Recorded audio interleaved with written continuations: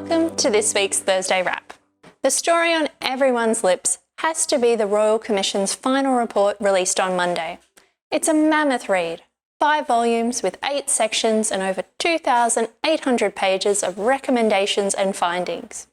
And while the headlines have been dominated by the split between the commissioners on the issues of sector oversight and funding, there are other key takeaways for the sector. Firstly, the commissioners have moved away from the inflammatory language of the interim report, memorably titled Neglect, to care, dignity and respect. But they haven't held back on their criticism of successive governments for seeking to rein in aged care expenditure, labelling the system unacceptable and unsustainable.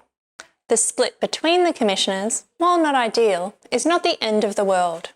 A closer reading of the report reveals that both commissioners have been quite specific in their recommendations and how they should be implemented. A clear attempt to ensure that government and aged care providers have no excuses not to follow through. Thirdly, there are more carrots for operators, but also a lot more stick. While increases in daily funding, indexation and education and training will no doubt be welcomed, these come with some fairly onerous requirements.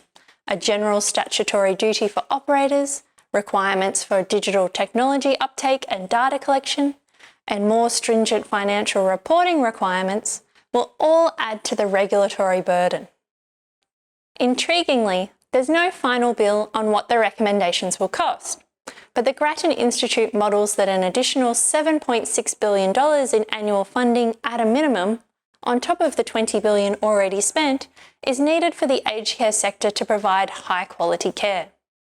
The commissioners have settled on an aged care levy as the best way to meet these ballooning costs.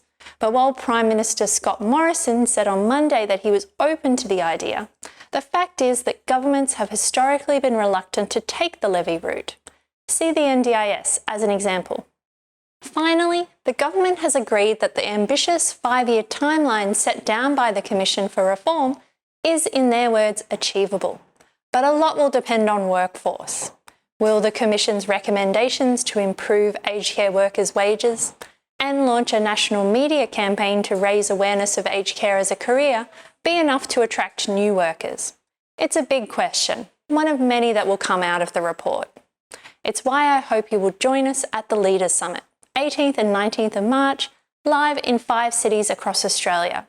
We'll be unpacking the Royal Commission findings with 40 of the sector's best speakers. The future of aged care. It's important.